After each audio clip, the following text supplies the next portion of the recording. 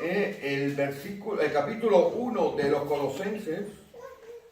Y a medida que usted vaya encontrando el capítulo 1 de Colosenses, en reverencia a la Escritura, se ponga de pie.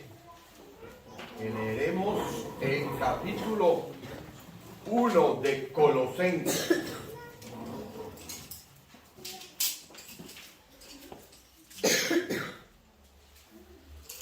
Y leeremos a partir del versículo 9.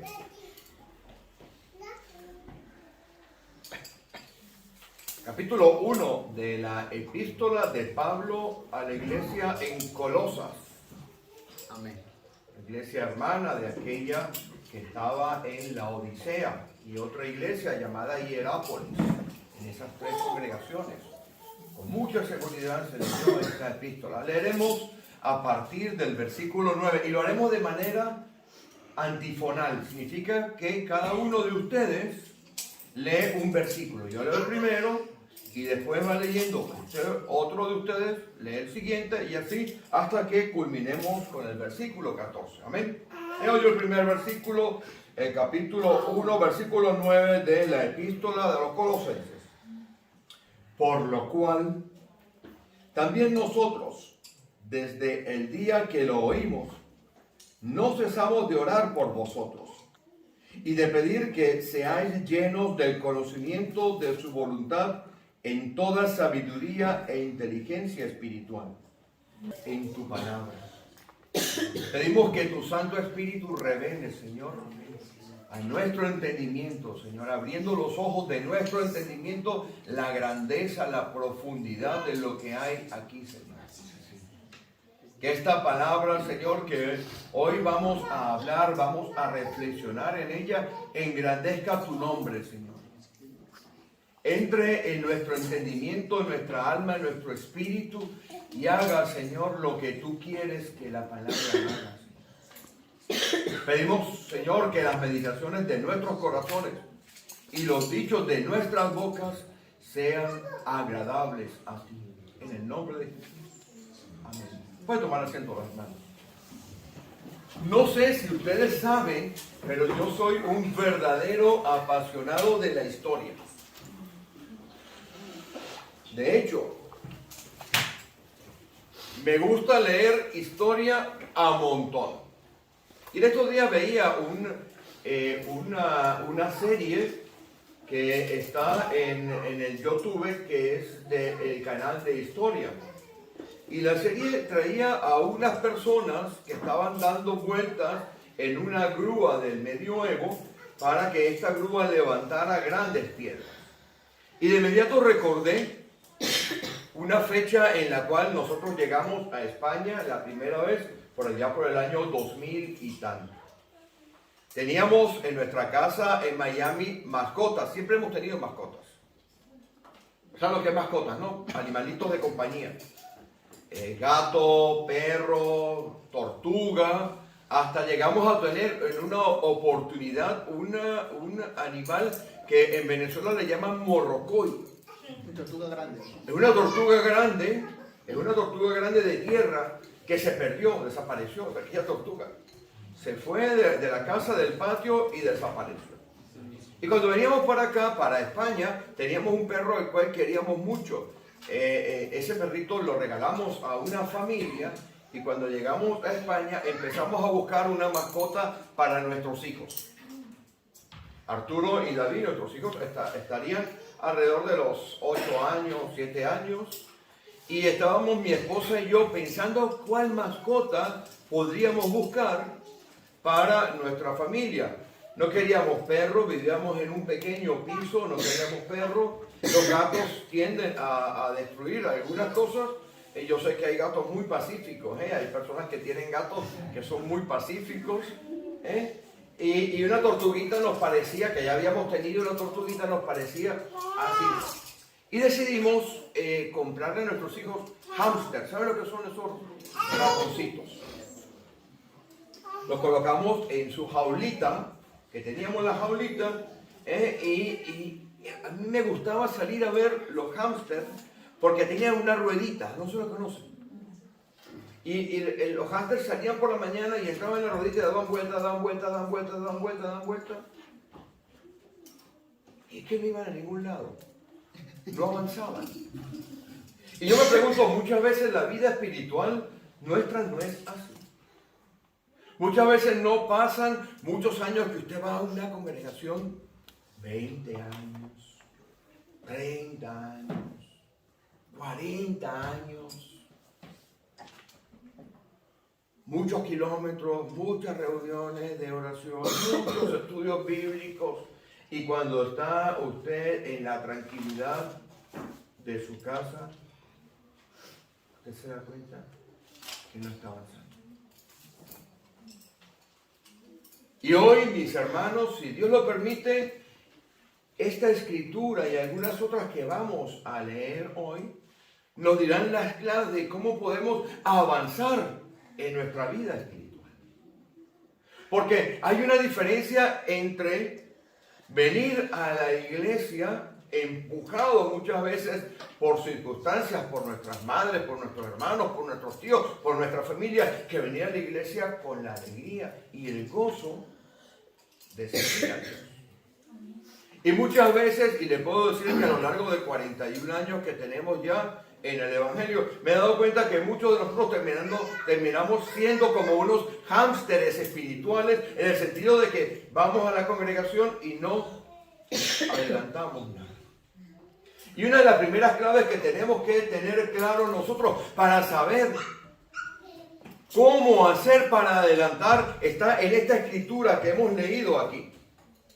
Y les voy a pedir a mis hermanos que vayan conmigo al versículo 13. El versículo 13 de este capítulo de Colosenses, el primer capítulo de Colosenses, el versículo 13 es la llave que nos va a permitir entender, desembrollar, abrir la profundidad de lo que la Escritura nos enseña, nos dice, esos principios que aplicados a nuestra vida nos permiten ser lo que siempre queremos ser, más que victoriosos, ¿verdad? ¿Quién no le gusta aquel versículo? Somos más que victoriosos, más que vencedores en todas estas cosas. O aquel versículo de Juan 10:10 que dice, yo he venido a daros vida y vida en abundancia. Y cuando miramos y hacemos la introspección de nuestra vida, nos damos cuenta que quizás ni tenemos vida ni es muy abundante la poca vida que podamos tener. ¿Por qué no vivimos y no avanzamos como la Escritura dice? Porque la Escritura está plagada de promesas. La Escritura está plagada de cosas que si usted se apodera de ellas y actúa conforme a la Escritura dice, le puedo decir, mi hermana y mi hermano, que usted va a vivir en victoria. Porque la fe que habita en nosotros, como se ha predicado en esta iglesia, también el hermano Jesús lo estuvo predicando en estos días, la fe que habita en Pedro, dice Pedro, es de la misma calidad de la que tiene que habitar en usted y en mí. Nosotros estamos hechos para vivir en lo sobrenatural, en lo espiritual. Usted y yo posiblemente estemos en la carne, pero nosotros no somos de este mundo. Nosotros tenemos que vivir en una dimensión absolutamente nueva. Usted tiene que agarrar su BlackBerry y apagarle, sacar un iPhone 7 de estos que hay, espiritualmente hablando. Y el versículo 13 nos abre esto. Mire, vaya conmigo al versículo 13. Si usted tiene Biblia para subrayar, subraye. Aquí dice, mi hermano, que Dios nos ha librado de una cosa que se llama la potestad de las tinieblas y nos ha llevado al reino de su amado Jesucristo. Mire, hay dos cosas aquí. Hay una cosa que es el reino y una cosa que es la potestad. Lo primero que tenemos que saber usted y yo para ser libres totalmente, para poder tener una vida espiritual plena, es que Dios nos ha sacado, así como cuando sacan a un soldado herido de una trinchera, esa palabra que está allí, librado, es cuando viene un soldado que se ve que su compañero está herido en una dificultad máxima y el soldado va corriendo a toda velocidad y le coge por el cuello o por el casco y lo saca de aquel fuego que lo va a matar. Eso ha hecho Dios, pero nos ha sacado de una potestad y nos ha trasladado a un reino. Son dos cosas diferentes. Usted tiene que saber que usted está ahora en un reino, en el reino de Jesús. Un reino es un lugar que tiene sus propias leyes, sus propias características, sus propias maneras de actuar. Antes, ¿dónde estábamos nosotros? En una potestad. Una potestad es algo de rango inferior. Sin ánimo de entrar en polémicas políticas, podríamos decir que una potestad para la vida del cristiano es algo así como una comunidad autónoma. Que tiene ciertas normas, pero hay normas de orden superior, las normas del Reino de España, que siempre van a estar por encima. Usted no puede, si es una potestad, si es una comunidad autónoma, usted no puede independizarse. No estoy haciendo apologías políticas de ningún estilo. Aquí estoy tratando de explicar la profundidad que hay. Entonces vivíamos nosotros, usted y yo, en un reino de absoluta oscuridad. La palabra oscuridad aquí es una palabra, a los que les gusta estudiar el griego, escoto. Significa la oscuridad más profunda, más completa, en la cual no hay nada de luz. No sé si alguno de ustedes ha entrado alguna vez en alguna cueva. Tengo que contar algo muy cortito. Cuando perseguía a mi esposa de novios, tengo que decir la verdad. Me borra eso de la cámara, por favor. Cuando perseguía a mi novia, hace 40 años de eso, no sé cuánto, ya he perdido la memoria ya el Alzheimer. Ella me invitó una vez a estar con un grupo de personas porque estaban en un proyecto de rescatar una cueva. Yo nunca había entrado en una cueva. Pero cuando entré en aquella cueva era algo asombroso. No, a medida que uno profundizaba en la cueva, yo iba por ella, a medida que profundizaba en la cueva se hacía más pequeña y más oscura. Y con simplemente prender una linterna muy pequeñita, la luz era asombrosa. Pues esa era la vida que usted y yo llevábamos. Dice la Escritura que estábamos muertos en nuestros delitos y en nuestros pecados.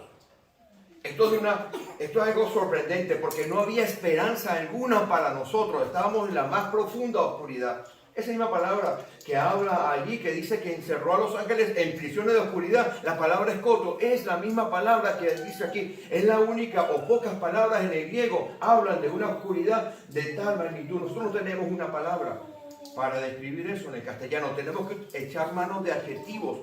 Tenemos que echar manos de cosas que puedan explicar la figura que hay aquí. Podría pasar horas explicando esta oscuridad. Y recuerdo cuando estaba allí en la cueva con aquella pequeña linterna. Porque tenía una linternita de esas hace 40 años, mi hermano. Eso no es como ahora el LED. Es una linternita que me costaba $1. No había tienda de chino. Se te cayó. Y se me cayó, ¿verdad? ¿Te acuerdas de eso? Quedamos en tinieblas todos. Quedamos en tinieblas todos. Pues estábamos en tinieblas, usted y yo, dice la Escritura, que cuando usted y yo estábamos en tinieblas, el espíritu de la potestad del aire hacía con nosotros lo que quería. No había manera de que nosotros fuésemos por nosotros mismos rescatados. Nosotros no podíamos rescatarnos. Tiene que venir Jesucristo. Y aquí en la Escritura nos dice, en el versículo 13, nos libró, nos sacó. ¿De dónde? De una potestad y nos subió de grado. Nos llevó a un reino. Y el reino es un reino de una luz absoluta. Lea conmigo. El reino de su amado Hijo. Entonces lo primero que usted y yo tenemos que entender es que ya no estamos bajo el control de las tinieblas. Porque la simiente de Dios ha entrado en nuestra vida. Y cuando la simiente de Dios entra en nuestra vida, mi hermano, mi hermana, tengo que decirle que usted pasa de la muerte a la vida. Pero no solamente ahora, usted tiene que aprender a vivir en una dimensión absolutamente diferente. Usted está ahora en un reino. Si usted va, por ejemplo, a Inglaterra, usted no puede coger el coche y conducir por el lado verdadero.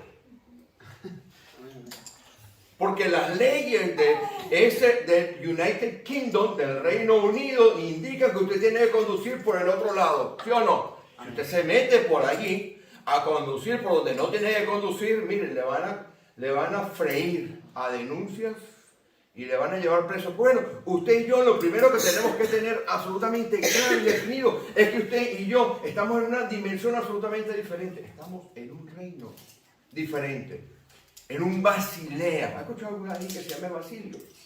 Pues mire, el reino significa eso.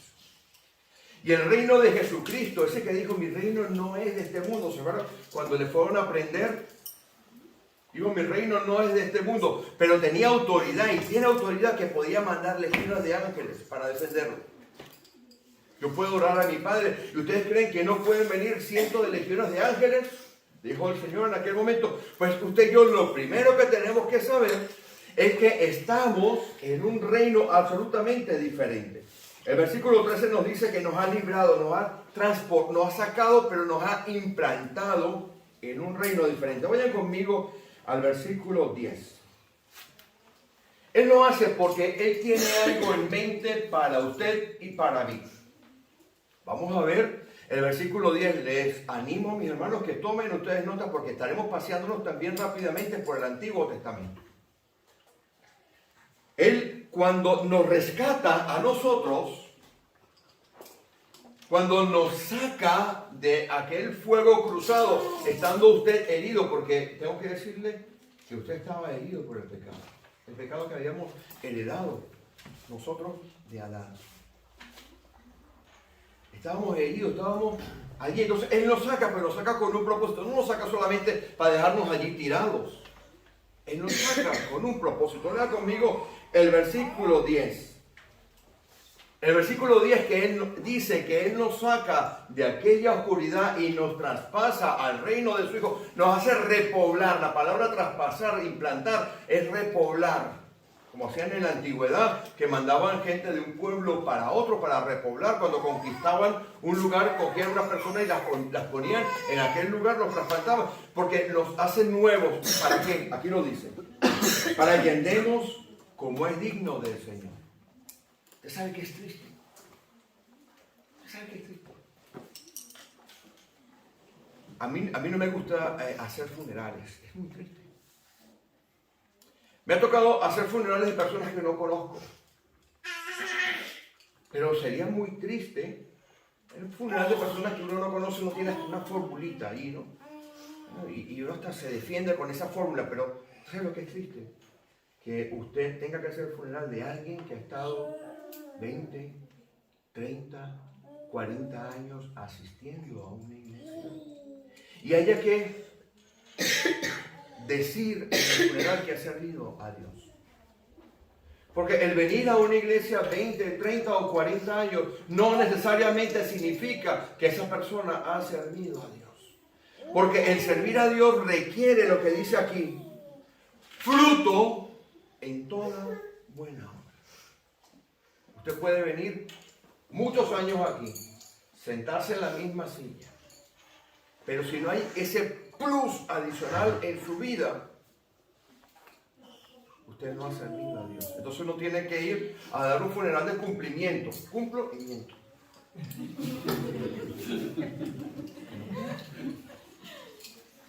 Pero cuando usted sabe que aquella persona ha entregado su vida a Dios, ha visto los frutos, las demás personas han visto los frutos, entonces uno hace ese funeral hasta con alegría.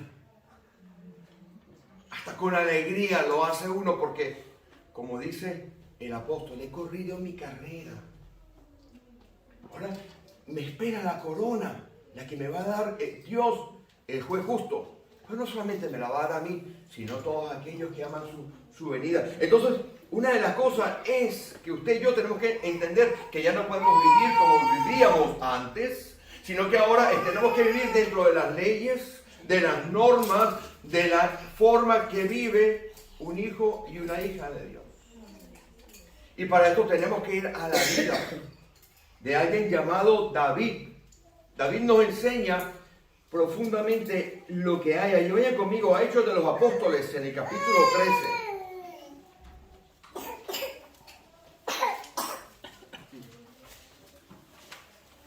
Hechos de los Apóstoles, capítulo 13.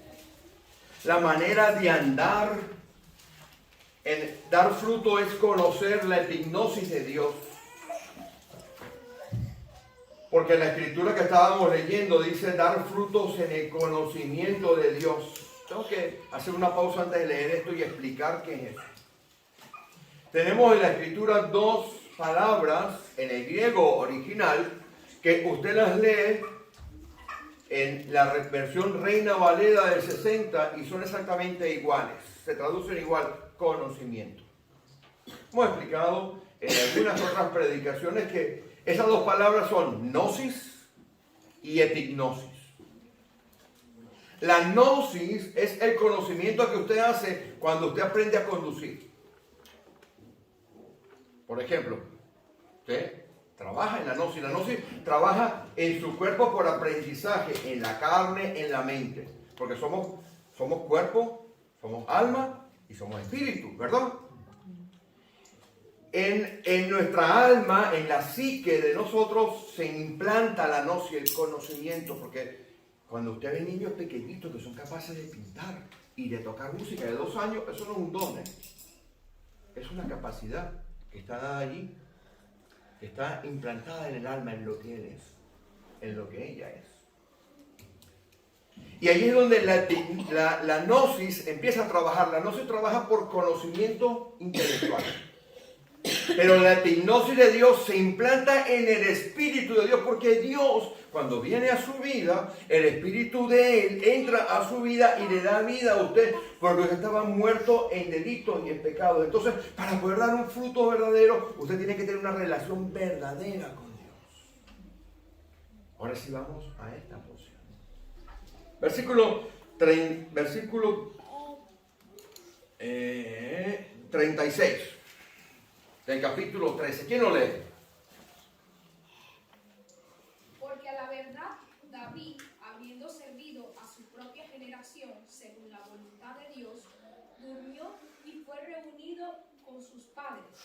Este sería el epitafio, muchas gracias mi hermana, el epitafio que habría que poner en la tumba de todo cristiano.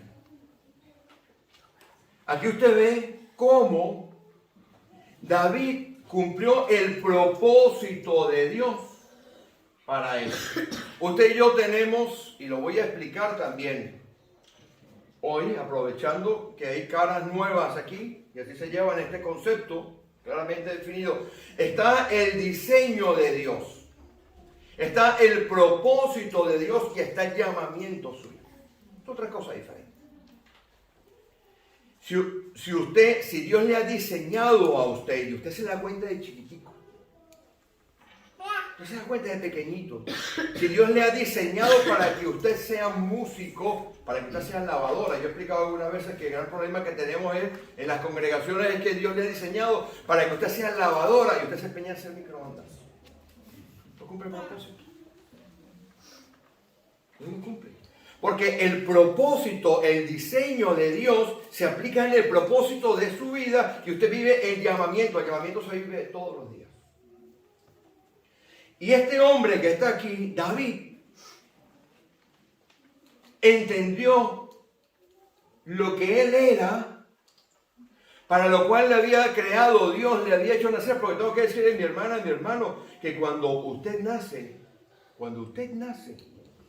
Dios le está creando, mi embrión lo vieron tus ojos. ¿Lo han leído? Salmo 129, que habla de todo eso. Cuando Dios nos ha creado con un propósito. No nos ha creado para venir a sentarnos en una silla o para ir a trabajar 40 horas. Yo conocí un hombre que durante 45 años, ¿sabe todo lo que hacía? Cogía los tornillos de un lado de la fábrica y los llevaba al otro. Cuando Dios nos ha creado con un propósito, y este hombre, David, entendió que el propósito de su vida era servir a Dios y a su generación, hacer la voluntad de Dios. Y mire que el amigo David no lo tuvo fácil, porque él era, al igual que usted y yo, imperfecto, porque ¿saben lo que era? Era asesino. ¿No sabían eso? ¿Usted qué cree? ¿Que David era un santo que le salían alas atrás? Nada. Adúltero. Póngale usted nombre y ahí estaría, en esa lista estaría este. Codicioso, hombre de guerra, tenía las manos manchadas de sangre y entonces no pudo construir el templo porque mismo Dios le dijo, espera, tú no, tu hijo, porque tú eres hombre de guerra y tienes las manos manchadas de sangre. Planificó el asesinato de Urías Eteo. Pero este era un hombre que pudo aguantar. Una vez entendió para qué le había llamado Dios, él pudo aguantar todo el golpe que aguantamos nosotros cuando decidimos salir de nuestra rueda de hámster y empezar a servir a Dios. Vayan conmigo, por favor, a 1 Samuel capítulo 16. Vamos a ver lo que soportó este hombre. Él había entendido que está en una situación diferente. Él estuvo, mire, le voy a decir cuántos años estuvo aguantando dificultades. Estuvo más o menos 55 años. Si usted va allá al capítulo 16 de la primera de Samuel, busque primera de Samuel, capítulo 16, versículo 13. Los problemas de David empezaron cuando él tenía alrededor de 15 años de edad. Murió a los 70, más o menos. Primera de Samuel 16, 13. ¿Quién lo lee? Y Samuel tomó el cuerno del aceite y lo ungió en medio de sus hermanos. Y desde aquel día en adelante el Espíritu de Jehová vino sobre David. Se levantó luego Samuel y se volvió a Ramá. Cuando Dios nos ha sacado del rey, de la potestad, no un reino, de la potestad de las tinieblas, y nos traslada al reino de su Hijo Jesucristo, nos pasa igual eso, porque usted es sellado por el Espíritu Santo. Y él tendría alrededor de 15 años de edad cuando Samuel hace pasar todos los hijos de Isaí. Y dice, me falta uno. Busca al chiquitín, busca al bebé. Y ahí viene aquel niñito de unos 15 años de edad.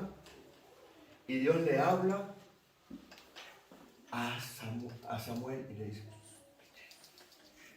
este es conforme a mi corazón. No mire el parecer de los demás, porque el rey Saúl era un tío grandote, era alto.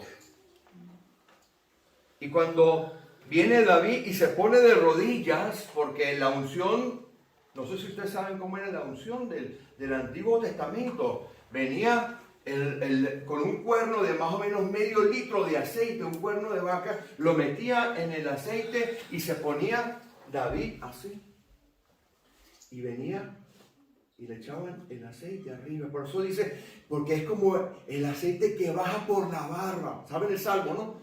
Y se va por las vestiduras. Así era ungido. Y ese niño de 15 años, dice la Escritura, que cuando vino el aceite de la unción del Espíritu Santo sobre él, ahí empezaron sus problemas. El capítulo siguiente.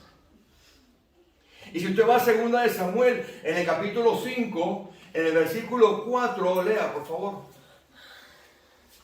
Lea cuántos años estuvo él. Empezó a reinar cuando tenía 30 años, pero pasó 15 años desde que lo ungieron, desde que usted decide saltar de la rueda de hámster a servir a Dios, desde que lo ungieron a él, hasta los 30 años fue problema. ¿Sabe que estuvo perseguido, encerrado en una cueva? Han estado hablando las mujeres de fe de temas similares a esto hace poco. ¿Quién lo puede leer? 2 de Samuel, capítulo 5, versículo 4. David tenía 30 años cuando llegó a ser rey y reinó 40 años. Estuvo 40 años y medio, para ser exactos. 40 años y medio aguantando problemas. Pero tenía una cosa increíble, este hombre David. Porque David supo soportar las tormentas. Porque mire, mi hermana, cuando usted decide servir a Dios, usted decide bajarse de la rueda. Vienen tormentas a su vida. Hay muchos tipos de tormentas en la vida de nosotros. Hay tormentas en las cuales la iglesia ora por usted. Pero ¿saben cuáles son las peores tormentas, mi hermano, que hay? Las peores tormentas son las que solamente ve usted. Las que nadie ve. Las que están dentro de usted. Las que Dios utiliza para que usted aprenda a andar por fe. Pero en medio de la tormenta, Dios no quiere que usted eche mano de sus sentidos. En medio de la tormenta, Dios no quiere que usted salte de alegría y de gozo. Cuando dice la Escritura que bienaventurado el hombre que anduvo, ¿verdad? Que no anduvo consejo de malos, y dice que gozados en diferentes pruebas. Pero Dios a lo que aspira es que usted ande por fe, no por vista. Y en medio de las dificultades más difíciles, este hombre, a lo largo de sus 55 años llevando dificultades, porque estudia la vida de David, usted verá que produjo cosas tan increíbles como el Salmo 23:4. ¿Quién lo lee? Aunque ande en sombra de valle de muerte, no temeré mal alguno, porque tu vara y tu callado me infundirán aliento. ¡Oh, Dios mío! Eso es lo que usted tiene que apelar cuando usted se baja de la rueda y usted decide avanzar. Pero él tenía que aprender cómo avanzar. Salmo 40, yo hay que buscar Salmo 143, Salmo 48, algún hermano, y Salmo 143, 10, otro. ¿Usted cree que esto era solamente para él? No, no, cuando Dios nos creó a nosotros, nos creó con un propósito, con un plan. ¿Usted ha escuchado decir, ya, es que Dios tiene un plan perfecto para ti? ¿Ha escuchado, verdad? Pues sí. Pues eso lo digo yo. Pero sentadito en esta silla, engordando. El plan de Dios es un plan creativo que impacta al medio. Él no nos ha salvado, no nos ha rescatado de la potestad de las tinieblas, nos ha trasladado al reino de Dios Jesucristo para que usted engorde una silla. No, no, no.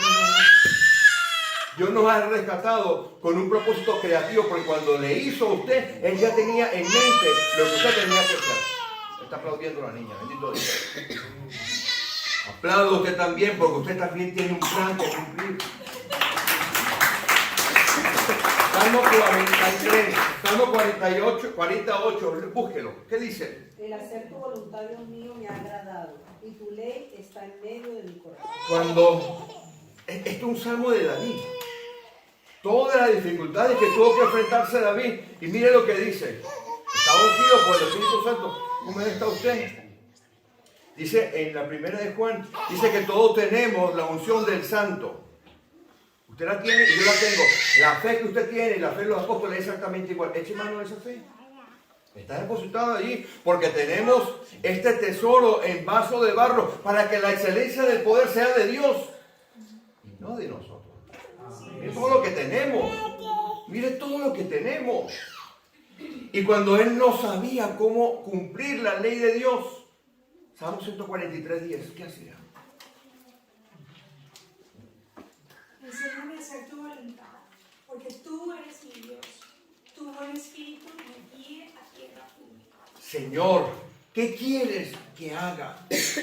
Me has creado con un propósito determinado, con un diseño determinado que yo debo cumplir tu voluntad. Pero Señor, ¿sabes qué? No avanzo en mi vida espiritual porque estoy año tras año, dándole vueltas en la ruedita de hámster. Voy a todas las reuniones de oración. Sí, Señor, voy a todas las reuniones de oración. Voy a todos los estudios bíblicos. Hasta ofrendo.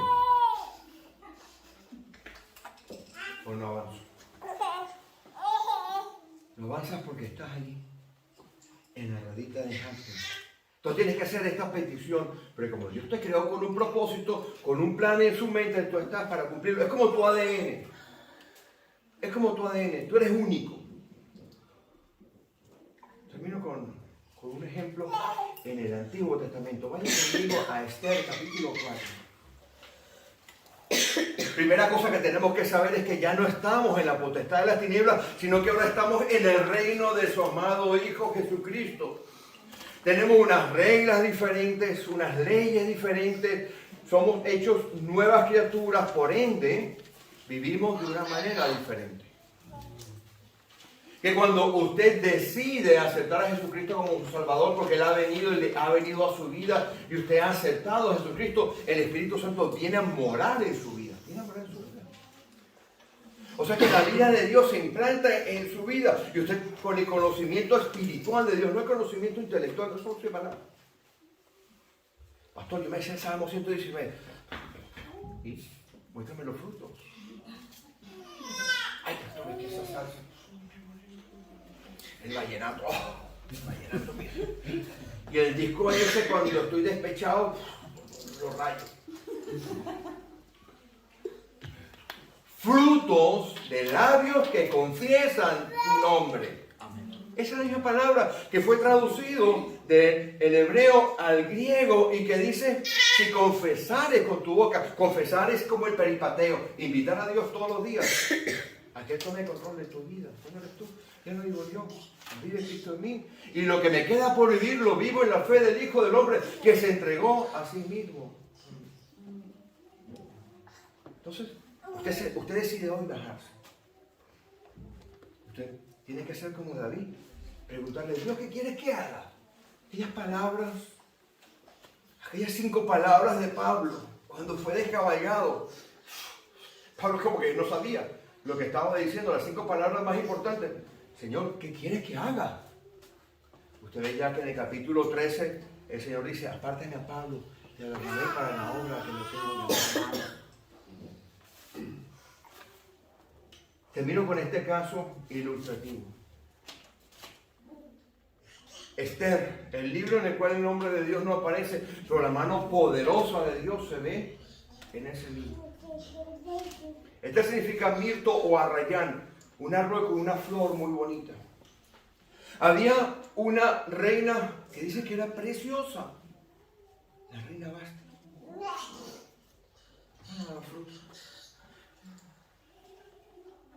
No obedecía a lo que el rey quería.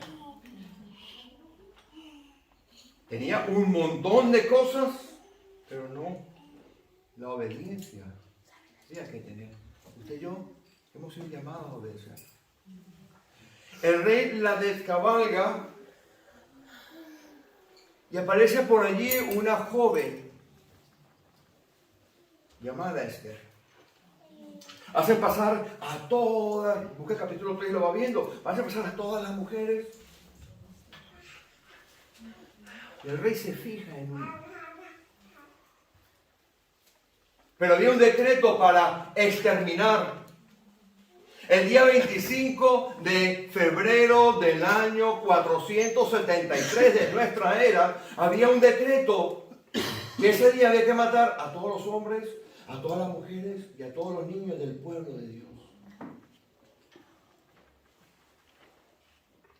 El tío de ella le manda un mensaje. Dice, mira, Esther Mirto Arrayán, tú no estás ahí porque seas bonita. Tú no estás disfrutando del palacio, tú no estás disfrutando de todas las ventajas, tú no estás disfrutando de todas las cosas bonitas porque tú eres la más guapa. No te equivoques. Tú estás allí porque Dios tiene un propósito contigo. Y ojo, si no lo vas a hacer tú, no te preocupes, que alguien más lo hará. Vayan conmigo al capítulo 4, versículo 13. Mardoqueo, su tío, su padre, porque la había adoptado, le dijo, no pienses que escaparás en la casa del rey más que cualquier otro judío, porque ella era judío, también se la iban a cargar.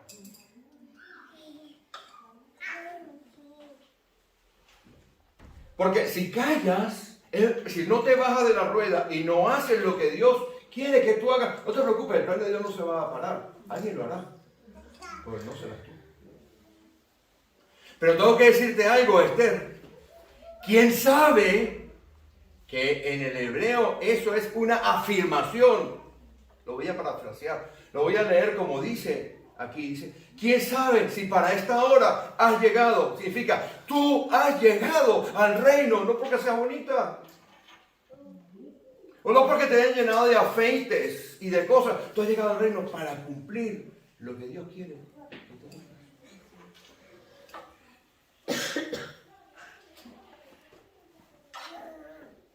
Y Esther se arma de valor, entiende, se descabalga de las ruedas y entiende que tiene un propósito para cumplir. Y dice, ven conmigo.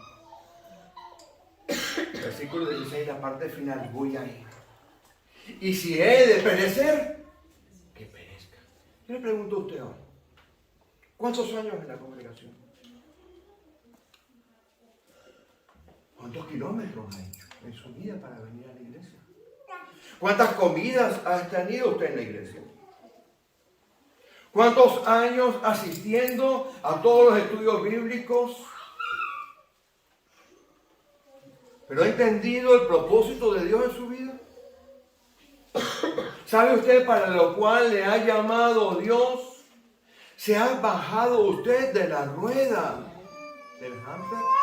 Si usted quiere avanzar, haga como hizo David. Señor, enséñame a cumplir tu voluntad. Vamos a ponernos en pie y vamos a orar.